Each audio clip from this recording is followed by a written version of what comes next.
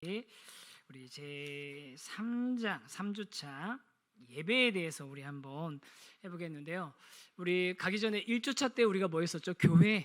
교회가 뭐냐, 진짜 교회라는 개념이 뭐냐라는 그런 이야기를 나눴습니다. 그리스도의 몸인 교회인데 가장 중요한 개념은 뭐냐면, 교회가 우리 지역에 지금 눈에 보이는 우리 세우신 교회 같은 이런 작은 단위의 교회만이 교회가 아니라, 진짜 하나님이 생각하시는, 하나님이 보시는 진짜 교회는, 큰 교회는 하나라는 거예요.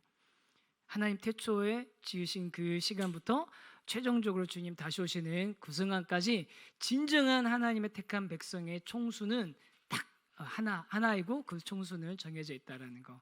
그러니까 그런 개념을 가지고 있어야지만 내 개교회주의에서 탈피할 수 있고, 또 하나님께서 이 교회의 진짜 주인 되심을 인정할 수 있게 되는 거죠. 그러면 그 교회를 구성하고 있는 그런 여러 성도님들 중에서 직분이 있다라는 걸 우리가 지난 시간에 배웠거든요. 직분이 우리가 생각하는 교회의, 예전에 한국 교회가 아니면 그동안의 지상의 교회가 오해하고 있었던 잘못된 시스템을 가지고 있었던 어떤 계급이나 어떤 그런 것이 아니라, 교회를 질서 있게 하나님께서 이끌어가기 위해서 각각의 직임에 따라서 역할을 맡겨주신 게 직분이라는 것을 우리가 지난 시간에 배웠습니다. 그리고 오늘은 그러면 그런 우리 교회가 해야 될 일 중에서 가장 중요한 게 뭐냐면 바로 예배입니다. 그래서 교회와 예배에 대해서 이렇게 하겠는데요. 사진 한 번만 좀 보시겠어요? 한번 보여주실까요? 이게 뭔지 아세요? 저기 이게 뭐 하얗게 보이는 게요, 다 이렇게 막 뭐 이렇게 이렇게 그 뭐 타일처럼 되어 있는 게 뭐냐면 사람이에요. 사람들이 지금 엎드려져 있는 거예요. 수만 명의 사람들이 저 그 메카에 있는, 사우디아라비아 메카에 있는 카바거든요. 저 가운데 있는 게 저 카바인데, 이슬람 사람들이 메카를 향해서 경배한다고 하잖아요. 정확하게 말하면 메카에 있는 저 카바를 향해서 경배를 하는 겁니다. 메카에 있는 저 카바, 저게 이제 우리 무함마드가 이거 그 이전부터 있었던 그 성스러운 저곳을 이제 재건을 해가지고, 모든 이슬람을 믿는 무슬림들은 저 카바에 한번 가보는 게 소원이고, 저기에 있는 신성한 검은 돌이라고 하는데 거기에 입 한번 맞추는 게 정말 평생의 소원이에요. 근데 요즘은 사람들이 하도 많이 오니까 뭐 왕세자나 뭐 갑부들 아니면 그 돌에 직접 다가가지 못한다고 하더라고요. 그리고요, 그 명절만 되면은 이런 때 사람들 많이 몰릴 때 저기 한 번에 몇 명씩, 뭐 몇백 명씩 압사당해서 죽습니다. 이태원 참사 같은 일들이 저기 해마다 일어나요. 해마다 수백 명씩 죽습니다. 그렇게 열정적으로 모여서 예배하는데, 모든 종교에는 예배가 있거든요. 엄청난, 얼마나 열정입니까? 자신의 그런 톤을 들여가지고 저길 찾아가서 그 많은 행렬 가운데서 열정적으로 예배하고, 막 이제 깔려 죽는 그런 한이 있어도 거기 가려고 했던 그런 마음들, 그런 열정과 열심만 가지고서 종교 행위를 하면 그게 예배입니까? 물론 뭐 그 종교에서는 다 예배지만, 성경에서 말하는 진정한 예배는 뭐냐면, 그 예배, 헌신, 복종, 경배의 대상이 누군지 정확하게 알게 하는 게 바른 예배라는 거예요.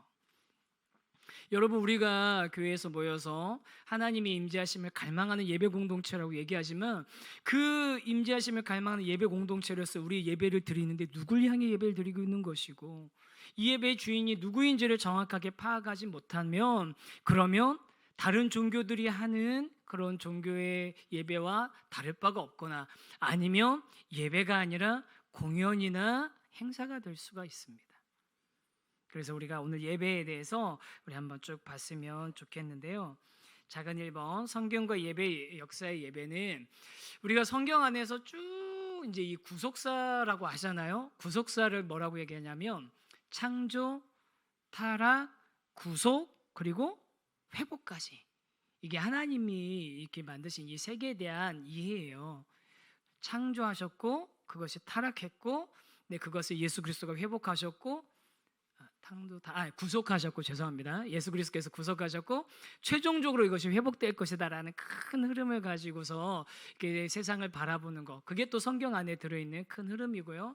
그걸 갖다 제대로 봐야 되는데, 그 흐름 안에서 예배는 어떤 모습인가 하면, 창조할 때 하나님의 형상으로 우리를 만드시고 어떻게 하셨냐면, 하나님과 우리가 인간이 교제하는 존재, 또 그리고 우리가 하나님을 세상에 드러내는 그런 존재로 우리를 만드셨습니다. 그래서 우리가 인간적으로 우리 인간이 세상에 창조된 이후에는 하나님을 예배하고 하나님과 교제하는 막힘없는 그런 관계가 있었어요. 하나님과 막힘없는 관계가 있었습니다.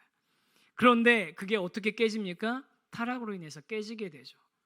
그래서 하나님과의 관계가 깨어지고 그 결과 영적으로 하나님과의 관계가 완전히 분리되어 있는 그런 상태, 그게 영적인 죽음의 상태를 말하는 거죠. 인간의 육신의 죽음은 이 영적인 죽음 때문에 생겨난 그 결과입니다. 그런데 이런 상태에 있다 보니까, 그럼 원래 처음에 만드실 때 하나님의 형상대로 만들어졌고 그 하나님과 교제할 때 우리가 진짜로 만족할 수 있는 존재인데 하나님과 관계가 깨졌어요. 그러니까 사람은 뭘 찾을까요? 뭘 찾으려고 할까요? 하나님을 대체할 것들을 찾으려고 했겠죠. 대체제를 찾겠죠. 그러면 사람이 하나님이 아닌데 그 나의 그 비어져 있는 그 마음을 대체하려고 했던 그 대체제를 뭐라고 부를까요? 성경에서는 우상이라고 부르는 겁니다. 온갖 것들 가지고서 그 자리를 대신 채우려고 했던 거죠. 그래서 끊임없이 그 하나님의 빈자리를 채우려는 그런 시도를 했던 겁니다. 그래서 기본적으로 사람은 예배하는 그런 존재예요. 예배하고 싶어하는 존재고 누군가의 경배 대상을 찾고 있습니다. 그 대상이 어떤 그런 초월의 존재가 아니면 자기를 경배하는 거죠. 돈을 경배하는 거죠. 어떤 짐승을 경배하기도 하고요. 그런 여러 가지 모양으로 경배할 대상을 늘 찾아왔던 겁니다. 그런데 성경에 보면 이제 출애굽할 때 하나님 이제 아브라함 부르시고 부귀군하시고 애굽에서 있던 그 백성을 출애굽하실 때 하나님께서 뭘 하게 하도록 허락을 받게 합니까? 모세가 바로에게 가서 이 백성들을 데리고 나가서 뭘 한다라고 뭘 할 거니까 나가는 걸 허락해 달라고 하죠? 예배한다고. 예배를 회복시키시는 거에서부터 시작을 되는 거예요. 그리고 출애굽되고 나서 하나님께서 이스라엘 백성들에게 제일 먼저 주신 그 여러 가지 율법과 그 일어났던 일들을 보면 예배의 회복을 가장 먼저 일으키시는 겁니다. 그래서 성막을 만들고 그래서 예배를 하기 위한 여러 가지 규례를 만들고 그러면서 그 성막 안에서 뭐라고 하십니까? 내가 그 안에 성막 있고 성소가 있고 지성소가 있고 지성소에 뭐가 있죠? 언약궤가 있죠. 번궤가 있죠. 그 번역궤의 뚜껑에는 뭐가 있죠? 구룹이라는 천사, 날개가 4개 달려있는 구룹이라는 천사가 있고 그 천사의 두 날개가 서로 맞닿아 있는데 그 날개 사이에서 하나님께서 어떻게 해주시겠다고 그럽니까? 만나주겠다고 너희를 성막에서. 다시 예전에 우리 하나님께서 인간을 만드셨을 때 그때처럼 하나님과 만날 수 있는 길을 만들어 주신 거예요. 그런데 그 길은 구약에 있었던 그 성막에서 하나님을 만나는 그 길은 온전한 만남이었을까요? 온전하지 못한 만남이었을까요? 온전하지 못한 만남이었죠. 늘 두려운 만남이었습니다. 갈 수가 없어요. 다가갈 수 없어요. 그런데 그 온전하지 못한 만남을 온전한 만남으로 바꿔주신 분이 누구십니까? 예수 그리스도입니다. 예수님께서 십자가에서 죽으실 때 자신의 몸이 십자가에서 찢겨지시고 피를 흘리시고 난 이후에 돌아가실 때 성막의 휘장이 찢어지면서 이제는 그 은혜의 보좌 앞으로 담대히 나갈 수 있는 길이 열린 겁니다. 내가 곧 길이요 진리요 생명이니 나로 말미암지 않고는 아버지께로 올 자가 없느니라. 그래서 그렇게 예수님께서 이제 우리를 거룩한 신부로 불러주셔서 그리스도 한 몸이 되게 하셨고 교회는 거룩한 성전, 거룩한 교회가 된 것입니다. 여러분 뭐 성막도 있고 성전도 있는데 여러분 예루살렘 성전 거룩한 성전이고 엄청나게 화려한 거 있는데 그 예루살렘 성전이 금으로 만들고 뭐 백향목으로 만들고 그런 엄청난 건축 기술이 동원돼서 그래서 그 성전이 거룩한 것입니까? 아니에요. 하나님이 임재하셨기 때문에 거룩한 곳이었거든요. 이스라엘 백성들이 바벨론으로 포로로 끌려가고 예루살렘이 다 무너졌잖아요. 그때 이스라엘 백성들이 충격받은 것은 우리나라가 전쟁에서 지고 우리가 포로로 끌려가는 것 때문에 충격받았을까요? 그들에게 가장 큰 충격은 뭐냐면 하나님의 임재와 하나님의 영광이 이 거룩한 성 예루살렘을 떠났다는 게 가장 큰 충격이었던 겁니다.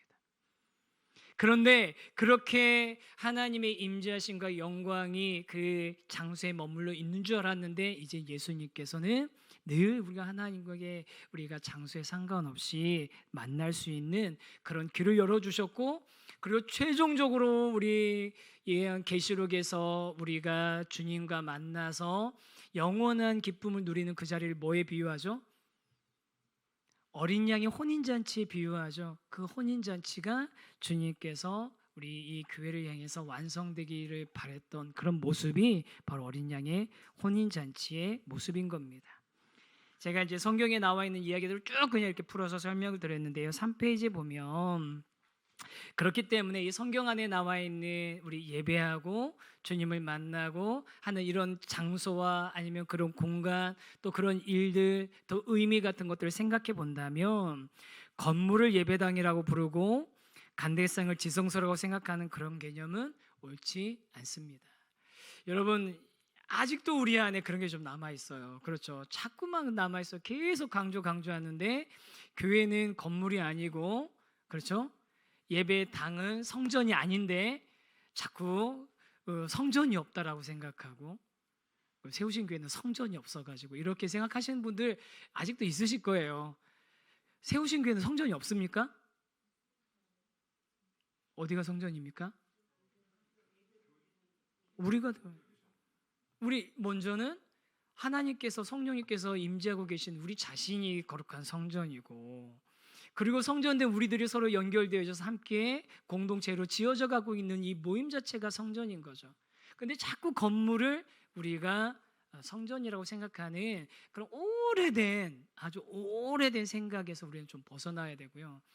저가 그 막 사역 시작했을 때만 해도요, 전통교회 이제 제가 두 군데를 거쳐가지고서 이제 왔잖아요. 그 전통교회 중에 한 군데는요, 그 강대상 위에는 여자 사찰 집사님이 못 올라갔어요. 다른 데는 여자 사찰 집사님이 다 청소하는데 그 강대상 위는 꼭 남자 사찰 집사님이 올라가셔가지고서 정리했거든요. 왜 그러냐면 지성소인데 어디 거기 감히 여자분들이 뭐 헌신 예배 드리면 안수 집사님들은 위에 올라와서 사회도 보고 위에 올라와서 기도도 하는데 권사님들은 아래서 하고 그랬거든요. 잘못된 개념이죠. 어떻게 강단 위가 지성소입니까? 예수님께서 그 분명히 휘장을 찢으셔가지고서 주님께 담대히 하나님께 나아갈 수 있는 길을 열어주셨는데, 잘못된 그런 개념들을 우리 선배 목사님들이나 우리 선배님들이 가지고 계셨던 것을 우리는 이제 깨뜨려야 됩니다. 이런 거 생각도 못 하고 계셨는데 제가 이런 얘기 해가지고서 새롭게 하셨을 분도 있는데, 그래서 공간 자체가 거룩한 것이 아니라 거룩한 성도들이 모이기 때문에 그렇게 예배가 된다라는 거 우리가 꼭 기억하셨으면 좋겠습니다. 그래서 작은 2번 한번 같이 한번 읽어볼까요? 시작. 교회의 존재 목적으로서의 예배.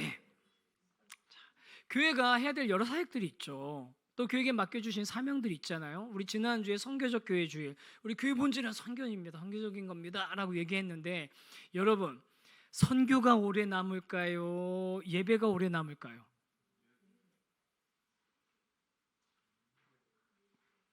목사님 선교주일 제가 선교주일 했는데 선교적 교회 주일에서 다시 한번 여쭤볼게요. 선교가 오래 남을까요? 예배가 오래 남을까요? 이제 막 헷갈리시죠? 제가 헷갈리게 만들었는데 예배가 오래 남죠. 선교는요, 우리 화면 한 번만 보여주시겠어요?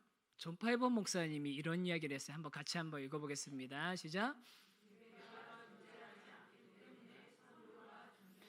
예배가 존재하지 않기 때문에 선교가 존재한다. 뭐냐면 예배하지 못하는 자들에게, 하나님께 나가서 예배하지 못하는 자들에게 그들이 하나님께 나올 수 있도록 하기 위해서 선교하는 거라는 거예요. 그렇기 때문에 모든 민족이 하나님 앞에 나와서 예배하는 그 순간이 되면 더 이상 선교할 필요가 있습니까? 없습니까?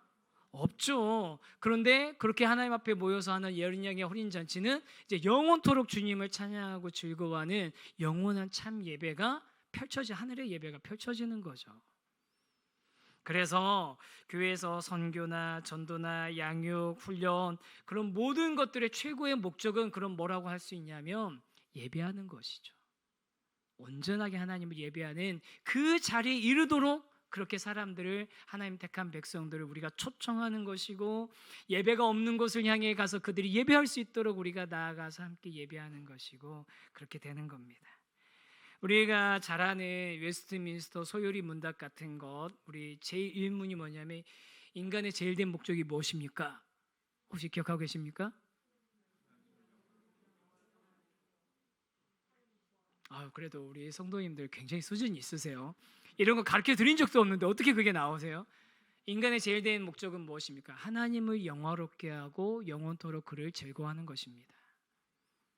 인간의 제일 된 목적은 하나님을 영화롭게, 영광스러우신 하나님을 예배하고 찬양하는 것, 그 하나님 안에서 우리 즐거워하는 것, 이게 바로 우리 인생의 제일 된 목적입니다. 살아가는 우리 세우신 교회 성도 여러분, 우리가 우리 인간의 제일 된 목적을 우리 교회 공동체 안에서도 누리고 우리 평생토록 누려가는 진정한 예배자 되시기를 주님의 이름으로 축복합니다. 그런 우리 예배자가 되면 좋겠어요. 정말 성경이 말하는 예배자. 그러면 그 예배는 그럼 어떻게 드려야 됩니까? 라고 얘기하면, 예배는 어떤 요소가 있습니까? 라고 얘기하면 성경에서 말하고 있는 원리가 있고, 그 다음에 이 땅에 있는 교회들, 지역에 있는 교회, 제도적인 교회들이 만들어낸 원리들이 있어요. 그럼 뭐가 더 중요한 거겠어요? 당연히 성경에서 말하고 있는 그런 원리들이겠죠. 그걸 규정적 원리라고 우리 선배들이 얘기하는데, 규정적 원리는 뭐냐면 예배 모범에서 나오는 예배의 정의, 또 성경에 나오는 흔들리 하지 않는 원리들을, 이걸 갖다가 규정적인 원리라고 얘기합니다. 찬양하는 거, 성례를 하는 거, 말씀이 선포되는 거, 이런 것들이 규정적인 원리고요. 상황적인 원리가 있죠. 뭐냐면 시간이나 장소 같은 것들, 이런 것들은 교회의 질서에 의해서, 조직에 의해서 세워진 그 당회나 그 치리회가 함께 결정해서 정할 수 있는 것들입니다. 그렇기 때문에 이렇게 교회의 질서를 위해서 세워져 있는 직분자들이 예배를 얼마나 제대로 정확하게 이해하고 있느냐에 따라서 교회 예배가 바로 세워지기도 하고, 아니면 교회가 그냥 행사나 그냥 늘 해야 되는 어떤 의무로 전락하기도 하는 거예요. 그 얘기는 무슨 얘기입니까? 저와 여러분이 예배를 얼마나 잘 이해하고 있느냐에 따라서 우리의 이 예배가 정말로 성경에서 말씀하고 있는 하나님을 향해서 집중하는, 또 하나님의 임재하심을 갈망하는 예배자들이 모여있는 예배가 될 수도 있고, 그러지 않고 그냥 어느 종교에서나 일어나는 종교 행사가 될 수도 있는 거예요. 그래서 그런 이제 마음을 가지고 작은 사본 한번 같이 한번 읽어볼까요? 시작. 구별된 주의 날과 일상의 예배. 자, 이건 뭐 우리가 다 아는 이야기지만, 뭐 안식교나 하나님의 교회 사람들이 와서 자기들이 포기할 때 우리한테 물어보는 게 있잖아요. 일주일이 첫날이 무슨 요일입니까? 월화수목금토일 중에서 첫날이 무슨 요일이죠? 일요일이죠. 주일이죠. 일요일. 일요일이 첫날이에요. 그럼 안식일은 며칠입니까? 7번째 날. 그러면 무슨 요일일까요? 요일로 치면 토요일이죠. 성경에는 뭐라고 되어 있습니까? 안식일을 기억하여 거룩하게 지키라고 되어 있죠. 그러면 안식일을 지키려면 무슨 요일에 모여서 예배해야 됩니까? 그런데 지금 기독교인들은 지금 무슨 요일에 모여서 예배드리고 있죠? 잘못됐네.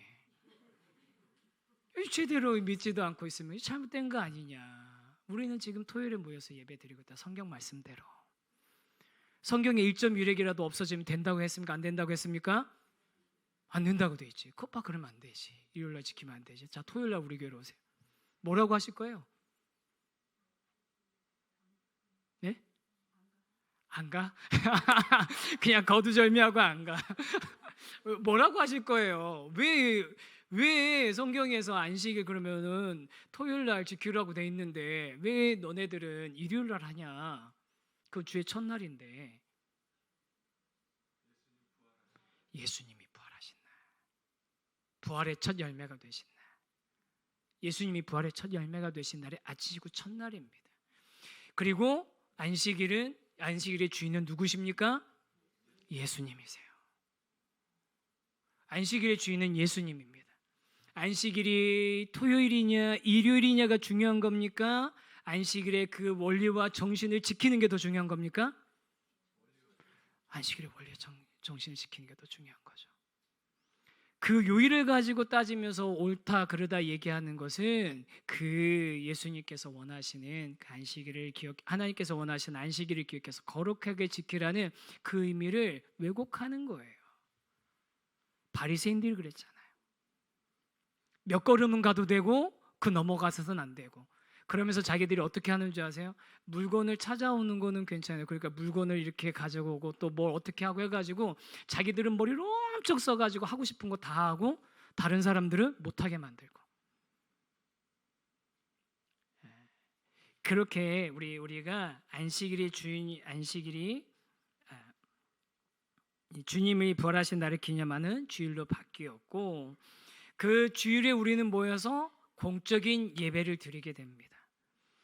여러분은 공적으로 모여서 드리는 예배가 중요합니까? 삶의 예배가 중요합니까? 잘 생각해 보세요. 공적인 예배가 중요합니까? 삶의 예배가 중요합니까? 공, 3, 공. 여기 투표 이거 한번 해야 되겠는데요.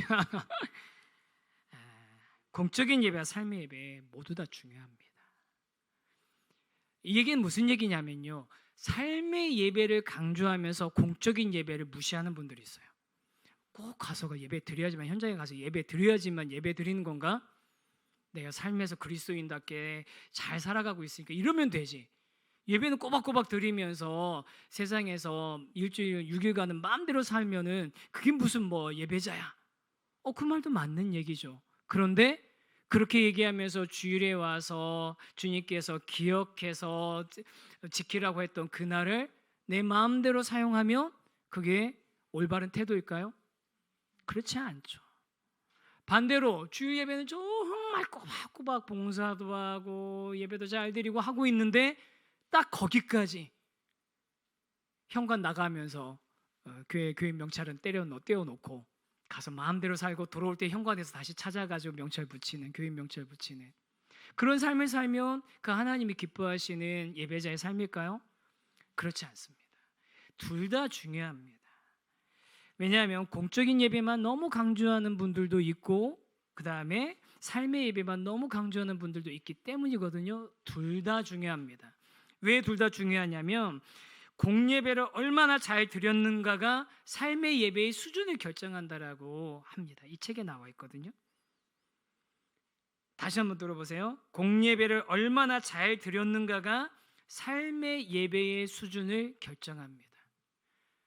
내가 공적으로 모여서 함께 공동체적으로 드리는 예배, 주님께서 말씀을 함께 모여서 드리는 그 예배도 제대로 드리지 않으면서 내가 거룩한 삶을 살고 있다라고, 삶의 예배를 잘 살고 있다라고 자신할 수 없고요. 반대로 내가 삶의 예배를 잘 드리지 못하고 있으면서 공적인 예배에 와서만 내가 예배 드렸다고 해서 내가 거룩한 예배자 그리스도인이라고 말할 수 없는 거죠. 이 둘은 항상 선순환적인 관계에 있는 겁니다. 우리 성도님들, 세상에 나갔을 때 여러분이 그리스도인인 거 주변 사람들이 아시죠? 약간 이게 반응이 조금 안 좋아요. 세상에 나가셨을 때 여러분이 그리스도인 거 주변 사람들이 아시죠? 아셔야 됩니다. 당연히 아셔야 되는 거예요. 그 최악의 케이스가 그거잖아요. 우리 교회 막 직장에서 엄청 싫어하는 저런 사람 막 이렇게 욕했는데 교회 마당에서 딱 마주치는 거예요. 그 서로 이렇게 참 놀라면서, 당신도 아니 과장님도 누구 임대리도 이러면서 서로 최악의 케이스인 거죠. 여러분, 그렇게 되지 않아야 됩니다. 내가 그리스도인인 거 당당하게 드러내고, 내가 부족해서 내가 그리스도인인 게 드러나면 정말 교회 떠날 사람들 너무 많을 것 같아가지고 숨기고 계신 분들은 지금부터 바꾸시면 되는 거예요.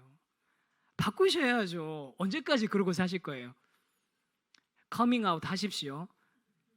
이제 신앙적으로 커밍아웃 하셔야 됩니다. 꼭 그러셔야 됩니다. 우리 그렇게 되시길 바라고, 화면 하나만 또 보여드릴까요?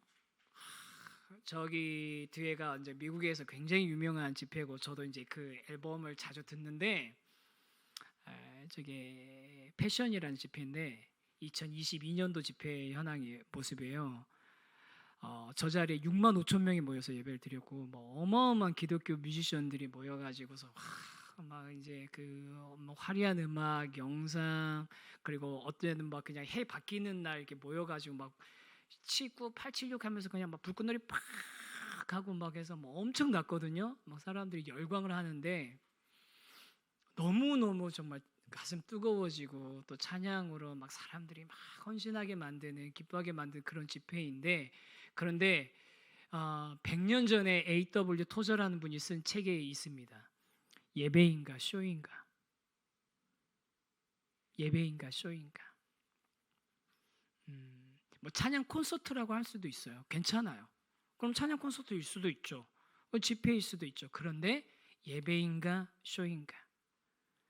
이 예배를 통해서 정말로 영광 받으시는 분이 하나님이신가?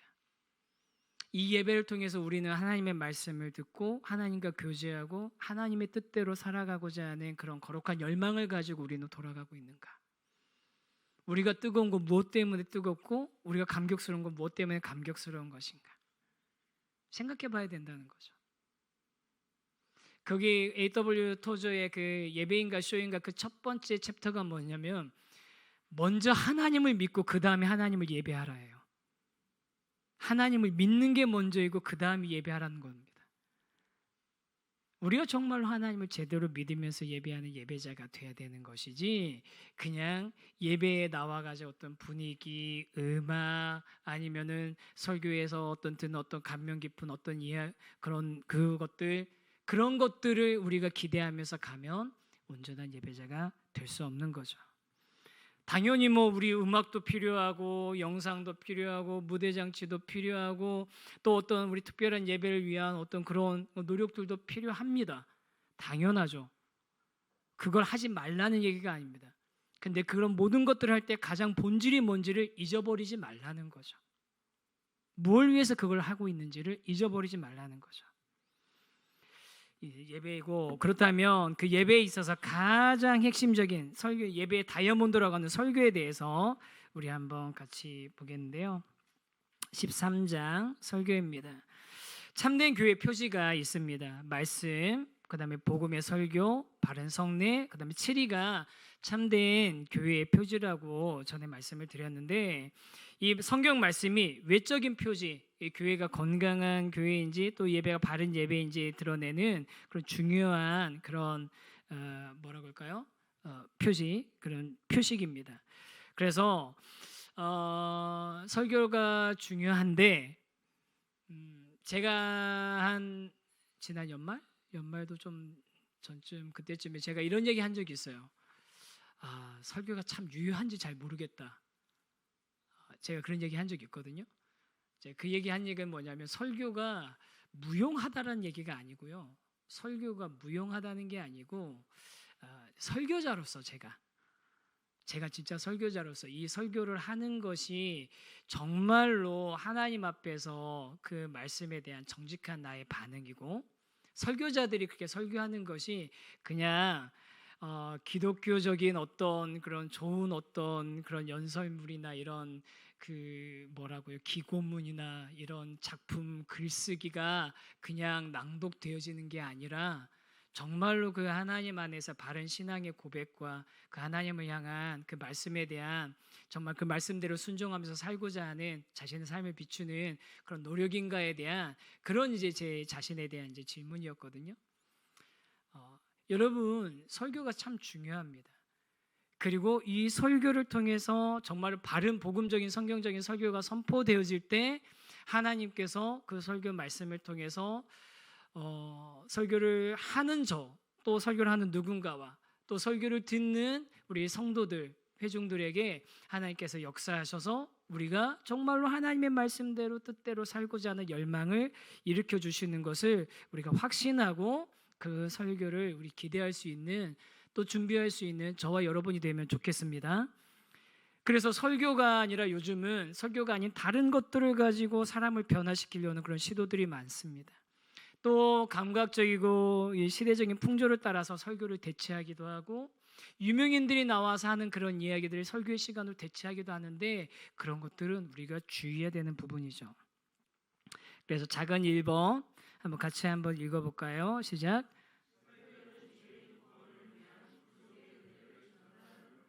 네, 설교는 죄인의 구속을 위해서 구속의 은혜를 전달하는 방편입니다.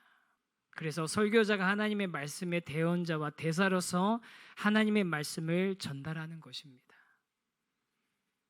여러분, 대언자로서 제가 하나님의 대언자고 대사로서 그 설교를 한다면 여러분, 제가 대사인데 저를 보낸 왕의 그 뜻과 다른 것들을 제가 임의로 전하면 될까요? 안 될까요? 당연히 안 되는 거죠. 절대로 그런 일은 일어서서는 안 되는 거죠. 설교자로서 저는 그래야 되고요. 반대로 그 다음 설교 외에 다른 것으로 대체하려는 의도는 하나님의 말씀에 대한 확신과 성령님의 역사하심에 대한 확신이 없기 때문이고, 또 설교자는 언제든지 말씀을 전할 준비가 잘 되어 있어야 됩니다. 그래서 이 하나님께서 말씀하시고 설교자가 전달하고 청중이 변화되는 것이 설교의 완성인 겁니다. 다시 한번 말씀드릴게요. 하나님이 말씀하시고 그것을 설교자는 전달하고, 그리고 끝나는 게 아니라 성도들은 그것을 듣고 변화되는 것, 이것이 설교의 완성입니다. 그래서 설교는 예배의 다이아몬드라고 이 책에서 설명하고 있는데, 설교가 가장 중요하고 다른 건 간과해도 된다라는 그런 뜻이 아니에요. 말씀을 읽고 설교하는 것이, 그러니까 바른 복음의 말씀이 선포되어지는 것이 구원에 이르는 믿음을 이끄는 성령님께서 역사하시고 하나님께서 우리에게 허락하신 방편이기 때문에 그렇습니다. 그래서 설교를 수행하는 사람은 저 설교자이지만 설교를 하도록 맡기시는 분은 누구실까요? 하나님이시고, 듣는 사람들이 적용해서 그렇게 사대로 살아가도록 하시는 것도 또 누구시죠? 성령 하나님이신 겁니다. 그래서 우리가 주의해야 될 게 있어요. 어떤 특정한 설교자의 설교를 찾아서 듣는 것을 예배라고 착각해서는 절대로 안 됩니다. 아셨죠? 즐겨찾기 하시는, 즐겨 들으시는 목사님들의 설교들이 있으시죠? 있으시죠? 당연히. 없으시겠어요? 있으시겠죠. 제 설교 말고도 또 있으시잖아요. 제 거는 항상 일본어로 해놓으셨죠? 있으시잖아요. 설교 듣고 계시잖아요. 좋습니다. 그 말씀을 통해서 하나님의 은혜 받으시고 말씀대로 살려고 애쓰시는 거 너무 좋습니다. 그런데 그거를 듣는 것을, 소비하는 것을 예배드리는 거라고 착각하시면 절대 안 되는 거예요. 아셨죠? 네, 정말 그렇습니다. 그래서 이제 저희가 코로나 때문에 모든 교회들이 예배 실황들을 다 중계도 하고, 그때부터 이게 바뀌었어요. 사실 저희가 되게 고민되는 거예요. 우리 예배 실황을 이렇게 온라인으로 다 중계를 하고 그게 영상이 계속 남아 있는 게 맞나? 설교가 이렇게 계속 이렇게 남아 있어야 되는 게 맞나? 제가 되게 고민되는 부분 중에 하나예요. 제가 조회수가 높지 않기 때문에 고민하는 걸 수도 있는데, 근데 이건 저만의 고민은 아니에요. 저만의 고민은 아니에요. 전에 우리 교회에서 이찬선 목사님하고 그 세 가족의 기존 신자의 등록을 받냐 안 받냐 가지고서 그때 막 이렇게 뭐 팀장님들 막 몇 사람들 모여가지고 막 한참 얘기할 때가 있었어요.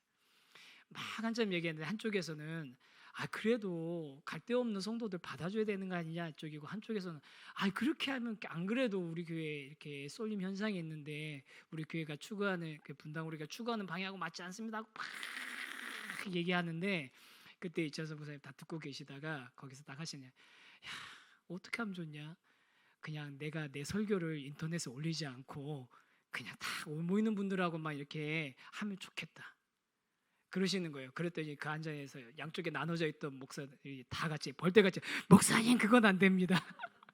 벌떼같이 일어나서 그건 안 됩니다 그랬는데, 여러분 진짜로 우리가 자꾸 이게 너무 우리 신앙에 도움은 되지만 자꾸 그걸 자꾸 소비하는 입장으로 만들고 있어요. 정말 주의하고 우리 경계해야 됩니다. 주의하고 경계해야 됩니다. 그러면서 작은 3번, 도무지 설교가 아닌 것들이라는 그리고 좀 과격한 표현을 쓰시더라고요. 하나님의 말씀이 아닌 청중이 어떤 것을 기뻐하고 즐거워할지를 의도해서 하는 것은 설교가 아니다. 성도님들이 어디에 반응할지를 고민하면서 하는 설교는 설교가 아닙니다. 하나님의 말씀을 강론할 고유의 직무를 가진 목사가 하지 않는 것은 설교가 아닙니다. 연예인들이 나와서 간증일 수는 있어요. 간증일 수는 있죠. 그런데 설교의 자리를 대체해서는 안 됩니다. 큰일 났네. 이제 연예인은 못 부르게 생겼네. 성경의 기초에서 설교해야 됩니다. 심리학, 상담학, 강연, 강의 아닙니다. 말씀을 진리를 더 잘 이해하기 위해서 우리가 접근하기 위한 그런 도구로서는 사용될 수 있지만, 그러나 그걸 통해서 반드시 선포되어야 되는 것은 하나님의 말씀 성경입니다. 그래서 설교 어떻게 준비할까? 이건 저한테 이제 해당되는 거고, 특히 로이드 존스 목사님이 불붙는 논리라고 했는데 뭐냐면, 설교를 하는 자신이 그 말씀에 감동되지 않았는데, 설교를 하는 그 자신이 그 말씀에 반응하지 않으면서 하는 설교는 가짜 설교라는 거예요. 제대로 준비가 안 된 설교라는 거죠. 저도 정말 사모하는 그런 설교입니다. 누구보다도 설교하는 자신에게 적용되어지는 말씀, 자신을 향해서 하시는 그 말씀을 들을 수 있는 그런 설교자가 되어야 되는 것이고, 그러면 준비하는 사람이 이렇게 준비하는데 우리 들으시는 분들은 어떻게 들으셔야 되겠습니까? 청중으로서 설교를 어떻게 들어야 할까요? 첫 번째는 와서 들으십시오. 주일 공예배 현장에 오셔야 됩니다. 그 다음 두 번째 그 밑에 있는 거, 그거 한번 설교자가 거기 있는 거 한번 읽어볼까요? 시작. 설교자가 참된 말씀을 전할 수 있도록 설교를 위해서 기도해야 한다.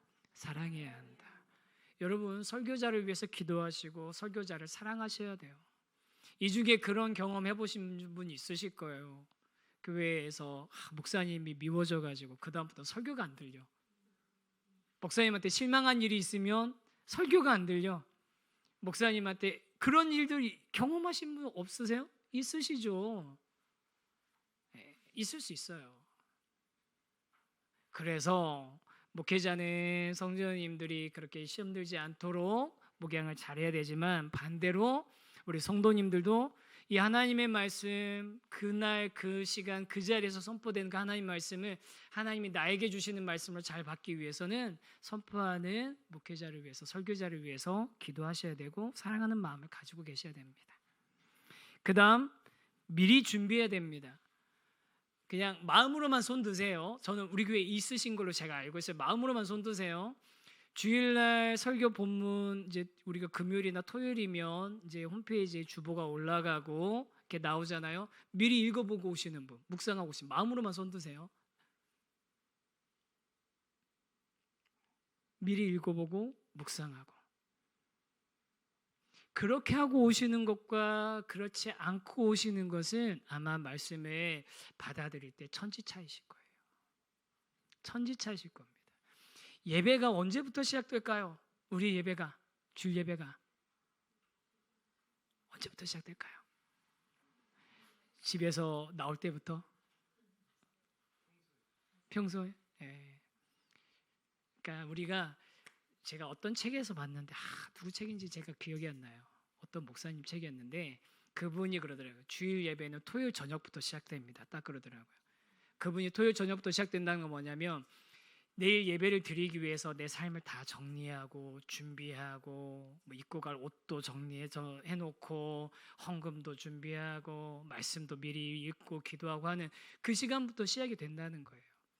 여러분, 현장에 딱 앉아있는 그 시간부터 예배가 시작되는 게 아니라 그 이전부터 예배가 시작될 수 있도록 미리 말씀 읽어보고 오시고 기도하시고 오시면, 하나님께서 하나님이 말씀하시고 설교자는 전달하는, 그래서 그것을 들은 우리는 변화되고 하나님의 말씀대로 살아가는 일이 우리의 예배 가운데 일어날 줄 믿습니다.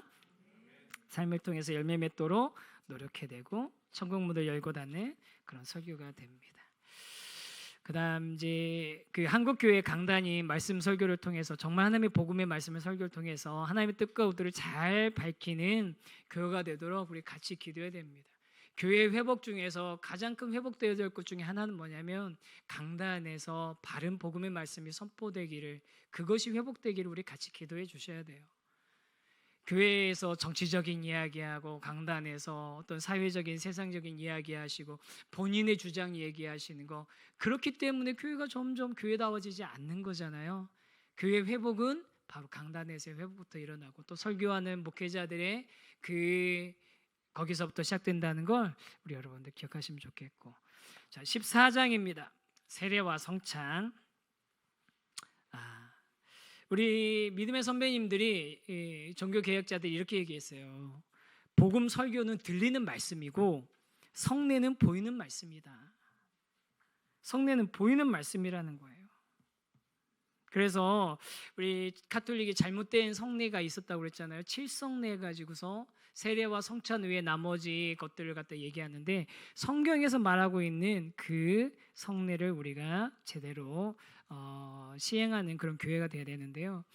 구약에서는 할례에 언약의 백성으로서 그 남겨진 표식으로 할례를 행하고, 신약에서는 세례를 하거든요. 예수 그리스도를 믿고 하나님의 자녀가 됨으로써 외적으로 베푸는 예식이 세례인데, 이 세례는 누가 주시는 겁니까? 세례는 누가 주는 거예요? 목사가 주는 겁니까? 네, 세례의 주체는 교회가 목사가 아니라 성부, 성자, 성령 삼위일체 하나님이세요. 그래서 어떤 교회에서 세례 받느냐가 중요하지 않은 거예요. 어떤 목사님한테 세례 받았느냐 중요하지 않아요. 내가 존경하는 목사님한테 세례 받고 싶어가지고 예전에 세례 받았는데 또 받아야 된다고 생각하시는 분은 그러실 필요 없습니다. 그분은 성부, 성자, 성령의 이름으로 대행하신 것뿐이지, 우리에게 세례를 주신 분은 성부, 성자, 성령 삼위 하나님이세요. 전에 이제 제가 첫 주 하면서 군대에서 세례 받은 군대에서 받은 세례 유효합니까? 유효하지 않습니까? 물어봤더니 군대 세례 100% 유효합니다. 그 당시에 초코파이 때문에 갔든 햄버거 때문에 갔든 성부, 성자, 성령 삼위 하나님의 이름으로 받은 세례 유효합니다. 이단에서 받은 세례 유효합니까? 유효하지 않습니까? 유효하지 않습니다. 제가 그때 잘 모른다라고 했는데 유효하지 않는다가 제가 보니까 거의 모든 우리 교회 그런 이야기 뭐라고 제가 뭐 단어 입장이더라고. 맞아요. 고마워요.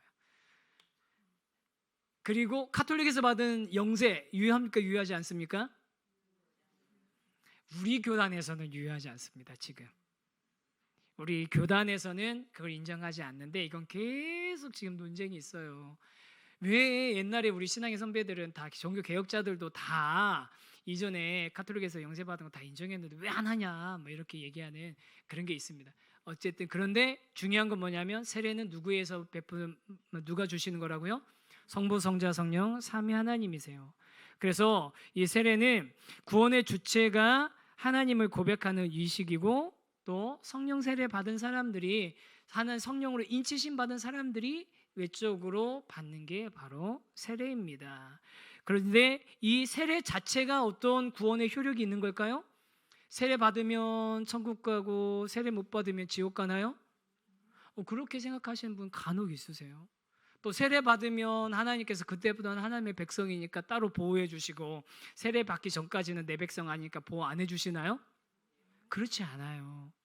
특히 이제 유아 세례 주시는 분들에게 꼭 교육하는 내용 중에 하나가 세례는 부적이 아닙니다. 유아 세례 받는다고 해서 이 아이를 뭐 하나님이 뭐 지켜주시고 그냥 이렇게 어떤 뭐 부적처럼 해주시는 거 절대 아니라고. 이거 유아 세례 받는 건 뭐냐면 이 아이를 언약 백성으로 기르겠다는 부모님의 서약이라고. 그걸 우리가 강조를 하거든요. 그래서 세례는 의미를 정확하게 알고 세례 평생에 딱 한 번만 받으면 됩니다. 그리고 세례 어떻게 베풀 것인가 보면은 교육과 문답을 통해서 믿음의 행과 고백을 검증해야 돼요. 이게 점점 약해지고 있어서 좀 안타까운 면이 있어요. 사실 충분하게 세례 교육도 하고 충분하게 우리의 믿음에 대해서 점검하고 준비가 안 됐으면 다음번에 받으시도록 해야 되는데 교회가 잘 그렇게 못해요. 요즘에 제가 이전에 교회에 있을 때 한 번 그렇게 한 적이 있어요. 한 분에게. 그분 이거 제가 언제 어디 한 번 설교 때도 한 것 같은데 이분이 세례 받으시겠다고 이렇게 이제 신청을 하셨는데 마침 무슨 뭐 이렇게 급한 이제 수술을 갑자기 하게 되셔가지고 수술을 하신 거예요. 그래서 교육 문답에 참여하지 못하셨어요. 그래서 개별적으로 만나가지고 이분하고 이제 안부도 묻고 뭐 이런저런 이야기를 하고 전 이분이 세례받을 준비가 돼 있다고 생각하고 다 하고 나서 마지막에 그래도 문답 겸해서 만난 신방이니까 그래도 제가 형식적이지만 꼭 여쭤보고 싶다고 우리 성도님은 예수 그리스도를 주로 시인하시고 예수님만이 구원받는 길이라는 거 인정하십니까? 그랬더니 이분이 멈칫하시는 거예요. 대답 못 하시는 거예요. 목사님 제가 제가 노력은 하고 있는데 잘 모르겠습니다. 이러시는 거예요. 제가 그래가지고 갈등이 안에서 어떻게 되지 이걸 어떻게 되지 그랬는데 제가 그분에게 그랬어요. 그러면 그걸 정말 인정했을 때 받는 세례가 너무너무 축복된 시간이니까 그때까지 좀 기다리시는 게 어떻겠냐고. 그렇게 하나님 같이 알아가시고 만나가시고 찾아가시면 어떻겠냐고 그렇게 권면했거든요. 그 아내 되시는 권사님이 너무너무 섭섭해하셨어요. 저한테 어렵게 설득해서 세례 받겠다고 하고 신청하고 해서 했는데 목사님이 다음에 받으라고 돌려보냈다고 너무너무 속상해하셨어요. 저한테. 근데 그분이 제가 이게 일만성도 파송 운동 일어나기 전 마지막 세례식 때 세례를 받으셨어요. 마지막 세례식 때 그때 있었다. 제가 그래서 제가 그때 이렇게 체육관에서 이렇게 해가지고 막 이렇게 다 같이 동시에 세례 줬잖아요. 제가 여기 있는데 그분이 저기 있는 거예요. 제가 막 가슴이 뛰어가지고 견디질 못하겠더라고요. 그래서 끝나자마자 거기 달려가가지고 껴안고 둘이서 오래 걸리셨다고, 환영한다고, 축복한다고. 너무너무 감격스럽거든요.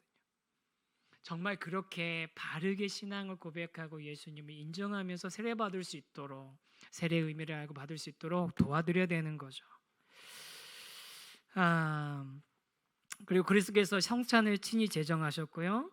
또 하나님의 백성을 위한 영적인 식탁이라는 거 우리가 기억하는데 성찬에 대해서 잘못된 그런 신학들이 있어요. 뭐냐면 화채설이라는 게 있어요. 가톨릭에서는 화채설을 얘기하거든요. 뭐냐면 이게 그 강복하는 그 순간부터 이게 이 떡이 진짜로 예수님의 살로 변하고 포도주가 진짜로 예수님의 피로 바뀐다는 거예요. 그래서 성체를 이렇게 들면서 이걸 보면서 이렇게 복 받으라고 들어서 보여주기도 하고 예수님의 몸이니까 막 이런 식으로 하고, 또 한때는 이 포도주가 예수님이 진짜 피인데 흘리면 안 되니까 이거는 막 함부로 못 먹게 하고 막 그랬거든요. 화채설은 옳지 않습니다. 우리는 뭘 얘기하냐면 영적인 임재설. 우리가 주님을 기념해서 떡과 잔을 먹을 때 영적으로 주님께서 우리 가운데 임재하신다라고 우리가 믿습니다. 그래서 영적인 임재설로 우리 성찬을 진행하고요. 세례나 성찬이나 공히 주의해야 될 게 있습니다. 그게 뭐냐면 사적으로 베풀지 않는다는 거예요. 그 얘기 무슨 얘기냐면 세례 베풀 때 가서 그냥 몰래 가서 세례 주지 않아요. 반드시 공적으로 모였을 때 세례를 주고 공적으로 모였을 때 같이 성찬을 합니다. 딱 하나 예외가 있어요.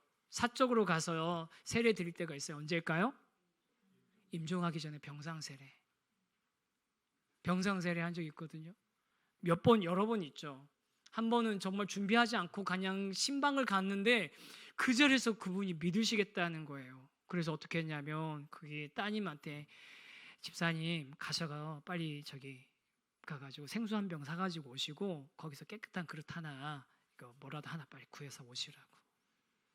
바로 그 자리에서 묻고 예수님 믿으십니까? 인정하고 그럼 제가 세례 주겠습니다.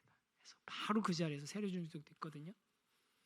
여러분 그런 경우를 제외하고는 우리가 공적으로 자신의 신앙을 인정하는 자리가 세례와 성찬의 자리입니다.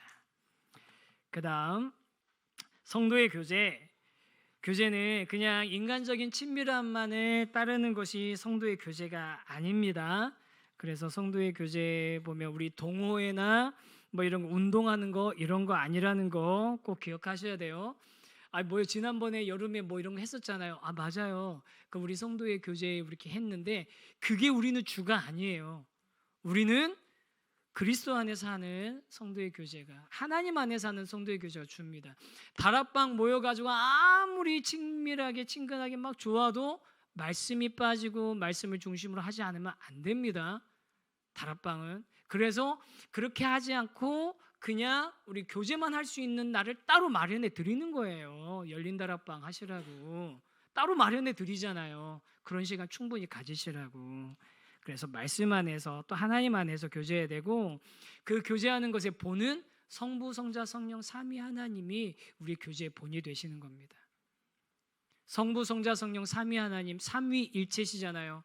각 위가 온전한 하나님이신데 서로 대립하지 않으시고 서로 권능과 영광이 동등하신데도 서로 우위를 따지지 않으시고 온전한 연합을 이루시는 삼위 하나님의 그 모습이 우리가 본받아야 된 성도의 교제의 모습이고, 또 그리고 그 예수 그리스도와의 교제, 성부 하나님과의 교제, 성령 하나님과의 교제가 우리가 이루어져야 된다는 것을 우리가 알아야 됩니다. 그리고 마지막으로 헌금 17강 헌금 연보 봉헌이 있는데요. 요즘은 헌금에 대해서 설교도 하면 성도님들이 많이 불편해 하시잖아요. 그렇죠? 이 책에 보면 재밌는 예화가 하나 있어요. 주일학교 학생이 선생님한테 물어봤다는 거예요. 선생님 질문 있어요. 그래, 뭐냐 그랬더니 선생님 오늘 저 헌금했는데 왜 간식 안 주세요? 저 오늘 헌금했는데 왜 간식 안 주세요? 그러면 얘는 어떻게 생각한 거예요? 헌금은 내가 내는 간식비. 그런데 여러분, 제가 아는 진짜로 이전에 아는 어떤 성도님은요, 본인은 교회 헌금을 꼭 얼마를 한다라고 저한테 직접적으로 얘기하시더라고요. 왜 하느냐면 교회에서 먹는 밥값. 그러셨던 분이 있었어요. 정말로 저한테 자기는 꼭 얼마 헌금한다. 왜냐하면 교회에서 먹는 밥값이다. 여러분, 헌금은 그런 거 아닌 거 아시죠? 헌금은 그런 거 아닙니다. 그래서 우리가 헌금을 뭐 회비 같은 걸로 생각해도 안 되고요. 또 기복적인 기대를 가지고 사는 것도 안 됩니다. 아시죠? 진짜 헌금은 누구에게 드리는 겁니까? 하나님께 드리는 겁니다. 그리고 하나님의 은혜에 대한 감사와 경배의 표현이고요. 그렇기 때문에 헌금은 어떻게 되는 거예요? 교인에게 주어진 특권이에요. 헌금은 교인에게 주어진 특권입니다. 하나님께 드리는 것은. 예수 믿지 않는 사람이 헌금을 한다면 그런 전인격적인 사랑과 온전한 헌금이 되지 않습니다. 겉으로는 헌금을 하는 행위에 참여할 수 있지만 온전한 의미의 헌금은 아닙니다. 그리고 또 하나, 헌금은 특권이면서 동시에 무엇입니까? 의무입니다. 어떤 분들은 그래요. 11조가 이제는 구약 시대 때 있었던 그런 폐기된 율법이라고 얘기하시는 분들이 있는데 그렇지 않습니다. 하나님께서는 하나님께 즐겨내는 자를 사랑하신다. 우리가 즐겨낼 때 하나님이 기뻐하신다고 그랬거든요. 그래서 교회를 세우기 위해서 봉사와 헌신해야 되고, 또 그리고 우리가 하는 그 헌금이 교회 외에 있는 사람들을 구제하고 그들을 돌보는데 사용되어져야 합니다. 그러면 어떻게 헌금해야 될까요? 4번에 그것만 우리 한번 같이 한번 읽어볼까요? 시작. 인색함이나 억지로 하지 말고. 구원받은 백성이라면 물질과 하나님과의 선택에서 인색할 수 없을 겁니다. 여러분, 찬송가에 우리 헌금할 때 옛날 봉헌 찬송으로 제일 많이 했던 찬송가 기억나시죠? 71장 내게 있는 모든 것을 주께, 내게 있는 모든 것을 아낌없이 바치네. 그게 영어 원 제목이 뭔지 아세요? I surrender all이에요. 내가 전적으로 항복합니다. I surrender all. 나 항복했습니다. 내 것을 주장하지 않습니다. 주인은 하나님이십니다. 그거거든요. 왜냐하면 나에게 모든 것을 주신 주님이 계시기 때문에. 헌금은 그런 의미입니다. 그런 의미예요. 절대 우리 아시잖아요. 예수님께서 과부의 두렙돈 보시면서 어느 누구보다도 많이 했다라고 칭찬하신 이유는 뭐예요? 주님께서 보시는 건 양이 아니에요. 하나님을 향한 마음인 거죠. 저는 우리 세우신 교회 성도님들 그런 온전한 헌금 생활 하나님 앞에서 당당하게 하시기 바랍니다. 헌금할 수 있는 거 특권이에요. 우리 교회 무슨 비즈니스 아니잖아요. 교회 비즈니스를 위해서 여러분 헌금하라는 거 절대 아니고, 그렇게 예전에 막 부흥회하고 막 이러면은 목사님들이 막 그렇게 긁어 모았기 때문에 헌금에 대한 오해가 있는데 절대로 그런 거 아닙니다. 아닙니다. 교회 헌금은 하나님께 드리는 겁니다. 하나님께 드리는 거기 때문에 저는 한 가지 제가 있는데, 딱 정확하게 지목 헌금 이거는 이렇게 써주세요라고 한다면 그거는 정말 좀 고민되는 헌금이에요. 우리가 교회에서 이런 일을 위해서 우리 함께 헌금하겠습니다라고 함께 같이 모아서 하는 거면은 그거는 모르겠는데, 어떤 분이 이거는 이런 용도로 써주십시오라고 했을 때, 제가 예전에 교회에 있을 때 여러 번 그걸 이렇게 돌려보내드렸어요. 그거는 그냥 직접 그분에게 하시면 됩니다. 그건 그냥 직접 그 선교사님한테 하세요. 그건 그냥 직접 거기다가 하는 이런 사역단체에다 하세요. 교회에다가 그거 하지 않으셔도 됩니다. 본인이 하고 싶은 건 그냥 하시면 돼요. 교회에다가 헌금하실 거면 교회한테 맡겨주십시오. 우리 교회 방향에 맞게 해나가겠습니다. 그러면 그거 두 부류로 나눠져요. 네, 목사님 알겠습니다. 감사합니다. 그럼 교회가 알아서 해주십시오. 선교사하기 위해서 써주십시오. 그럼 선교 공용계좌에다 집어넣고 필요한 일들에 쓴 일들이 있고, 그러지 않고 그냥 본인이 알아서 하시는 경우도 있거든요. 헌금은 하나님께 드리는 겁니다. 그걸 우리 꼭 기억하시면서 우리가 두렵돈을 드렸던 여인처럼, 주님께 향유 옥합을 깨뜨렸던 여인처럼 주님께 아낌없이 우리의 진실한 것들을 드릴 수 있는 그런 그리스도인 되기를 원합니다.